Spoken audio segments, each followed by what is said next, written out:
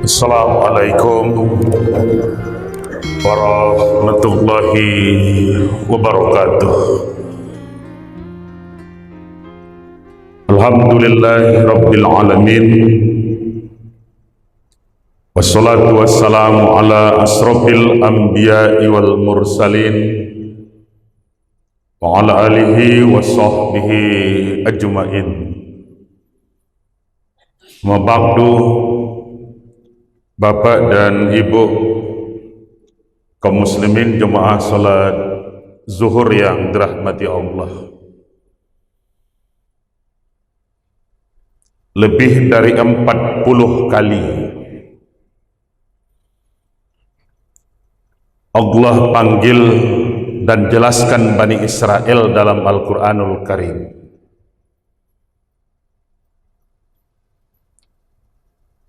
Bani Israel sebenarnya adalah anak dan keturunan Nabi Yakub alaihissalam. Nabi Yakub anak dari Nabi Ishak alaihissalam. Nabi Ishak anak dari Nabi Ibrahim alaihissalam. Nabi Ibrahim punya anak 2 orang. Dari Siti Hajar lahir anak yang diberi nama dengan Ismail alaihissalam. Sedangkan dari Siti Sarah lahirlah anak yang diberi nama dengan Ishak. Ishak ini kemudian yang punya anak Yakub. Yakub punya 2 nama.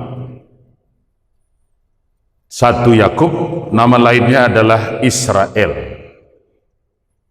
Israel artinya Isra, hamba, El, Tuhan. Jadi Israel makna sesungguhnya adalah hamba Tuhan. Nabi Yakub punya anak 12 orang. 2 di antara anak yang 12 orang itu, Yusuf dan Benyamin, ibunya berbeda. Ibu Benyamin dan ibunya Yusuf meninggal ketika melahirkan Benyamin. Ada lagi 10 saudaranya yang beda ibu tapi seayah. Inilah kemudian yang paling banyak disebutkan dalam Al-Quran. Lebih dari 40 kali disampaikan, diingatkan, dijelaskan oleh Allah tentang perbuatan dan sikap mereka. Di surat Al-Isra ayat 4 Allah bahkan menjelaskan kalau Bani Israel itu, anak-anak Nabi Yakub alaihissalam itu akan berbuat 2 kali kerusakan besar di muka bumi. Wa qadaina ila bani Israila fil kitab la tufsidunna fil ardi marratain wa la taqlunna uluwan kabira.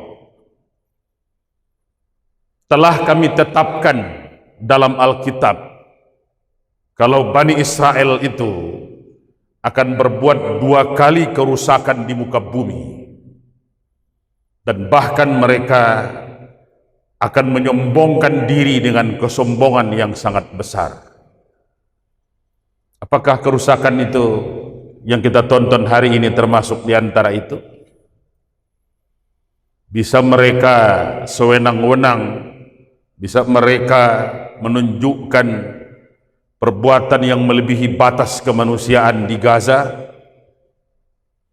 membunuh anak-anak, membunuh kaum wanita, membantai masyarakat biasa.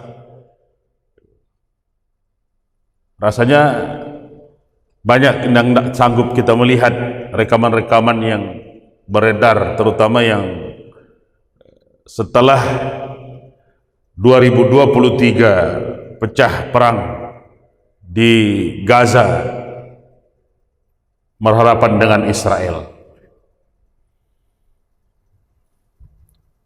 Siapa nama anak yang 10 di luar Yusuf dan Benyamin itu? Bapak, Ibu, Saudara, kalau buat nama anak usahakan zaman yang 10 ini. Perangai itu sudah buruk sejak mereka masih remaja. Perangai itu bahkan sudah bisa mereka membohongi, mendustai, membuat rekayasa, mengatur siasat hanya untuk mengakali ayahnya Nabi Yakub, untuk mencelakakan saudaranya sendiri. Mereka atur siasat, mereka buat tipu daya, yang mereka bohongi justru ayah kandungnya. Jadi kecil saya sudah ada sumber masalah. Nama anak yang 10 itu Robin, Simon, Lewi, Yahuda. Ini yang paling banyak keturunannya. Yahuda ini kemudian yang hari ini dikenal dengan Yahudi. Yahuda ini yang sekarang cikal bakal jadi Yahudi hari ini. Robin, Simon, Lewi, Yahuda, Dan, Kaf, Ikhsahtar, Aser, Zebulon, Naftali. 10.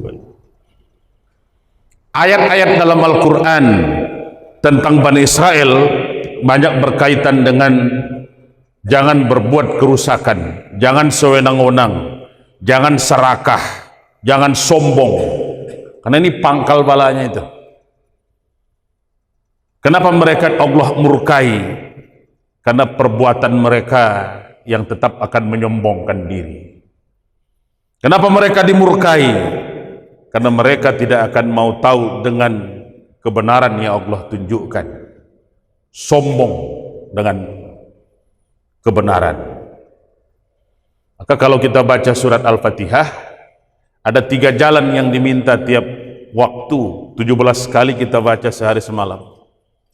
Ihdinas siratal mustaqim. Tunjukilah kami ya Allah jalan yang lurus. Siratal lazina an'amta alaihim. Jalan yang lurus, jalan bagi orang-orang yang mendapat nikmat, yang telah diberikan nikmat iman. Tapi ada 2 jalan lagi setelah itu. Ghairil maghdubi alaihim, bukan jalan orang-orang yang engkau murkai. Kenapa Allah murka? Karena perbuatannya. Kenapa Allah murka? Karena sikapnya. Kenapa Allah murka? Karena ulahnya, perangai buruknya. Tapi ada jalan terakhir, walad dolin, bukan jalan orang-orang yang sesat. Kalau sekedar sesat, di Minangkabau jelas itu, sasek di ujung jalan, balik ke pangka jalan, bisa ketemu jalan yang benar kembali. Tapi kalau dimurkai karena perangai, dimurkai karena tingkah pola, ada 4 hal yang membuat Allah murka terhadap Bani Israel.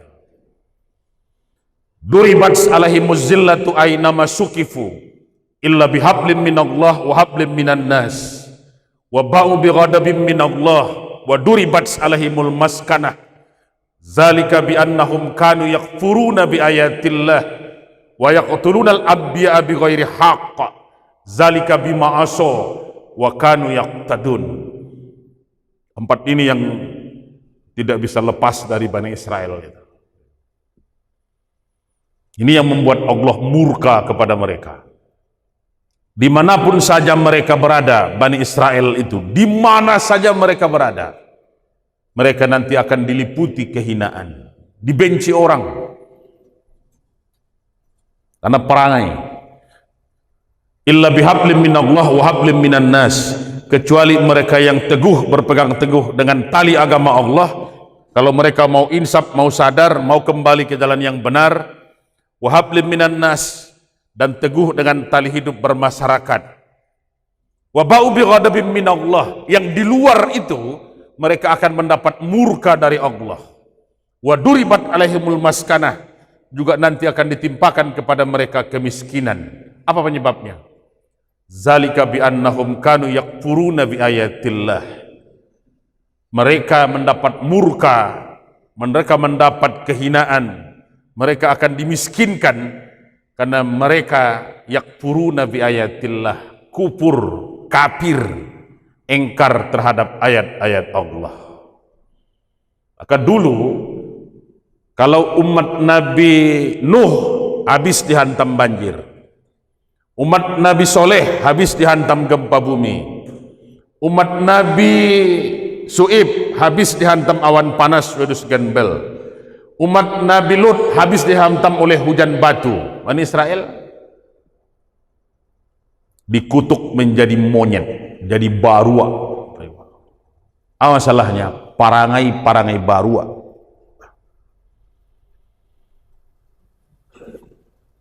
Bapak saudara kalau punya lahan kebun jagung 3 hektar, masuk barua agak 30 ikwa, apa modelnya kira-kira?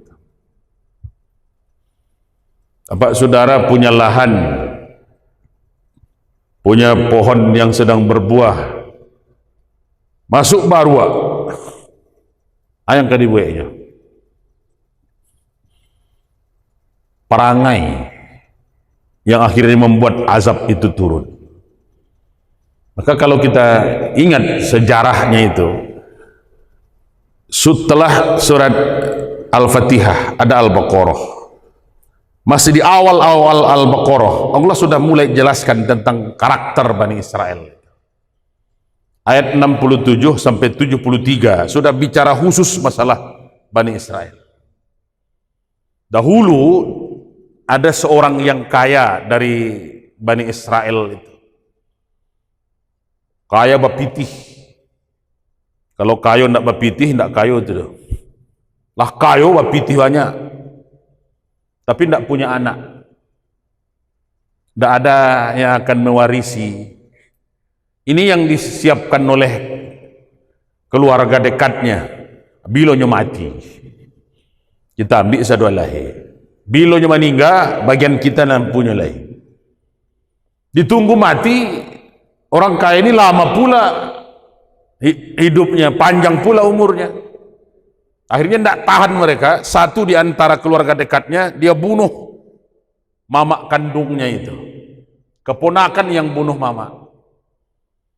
Baru dia ribut, baru dia menuntut, baru dia cari siapa pelakunya. Dituduh orang kampung sebelah, dituduh tetangga sebelah, dibuat berbagai macam fitnah. Satu orang minta kita kembalikan ini kepada Nabi Musa. Ketika diberikan masalah kepada Nabi Musa, apa kata Nabi Musa? Bawakan aku seekor lembu betina. Apakah mereka cari? Ini awal mula surat Al-Baqarah menjadi nama Al-Baqarah itu. Mereka tanya, besarnya seperti apa? Boleh enggak yang besar atau yang kecil atau yang menengah? Yang tua atau yang masih kecil atau yang menengah? Kata Nabi Musa yang menengah saja. Belum dicari, ditanya dulu. Belangnya warna apa? Boleh enggak yang belangnya bercampur atau hitam atau putih atau enggak punya belang atau coklat saja? Agak kecoklatan. Belum mereka cari. Dia ulur-ulur syarat itu. Apakah sapi betina ini sudah pernah membajak di sawah, sudah pernah mengangkut air, atau yang belum pernah bekerja sedikit pun? Kata Nabi Musa, belum pernah bekerja sedikit pun. Kan susah mencarinya seperti itu. Syaratnya sudah makin banyak. Mereka yang cari alasan. Begitu sapinya dibawa kepada Nabi Musa, disembelih, diambil ekornya, dipukulkan ke jenazah orang kaya yang meninggal beberapa hari yang lalu. Apa ucapan orang kaya itu? Bapak saudara jangan coba kalau ada orang meninggal pukulkan ekor sapi. Ini hanya khusus untuk Nabi Musa. Apa kata jenazah itu ketika hidup? Yang membunuh saya adalah keluarga dekat saya sendiri. Ini keponakanku, inilah yang membunuhku. Jadi dari dulu sumber membuat fitnah, rakus, tamak, serakah. Hari ini mereka bukan hanya mau merampas uang, merampas tanah, merampas nyawa manusia bahkan. Bapak saudara bisa lihat langsung. Apakah ini akan berakhir? Pasti. Apakah ini akan selamanya? Tidak akan mungkin. Mereka pasti akan ada akhirnya. Ayat 6, 5, 7 5, 6, 7 surah Al-Isra sudah menguraikan akan kehancuran mereka itu. Mudah-mudahan Allah jauhkan kita dari sifat perbuatan yang mengundang murka, perbuatan yang telah dilakukan oleh Bani Israel, yang hari ini bahkan sudah mulai menjalar beberapa di antara itu ke negeri kita. Banyak mohon. Assalamualaikum warahmatullahi wabarakatuh.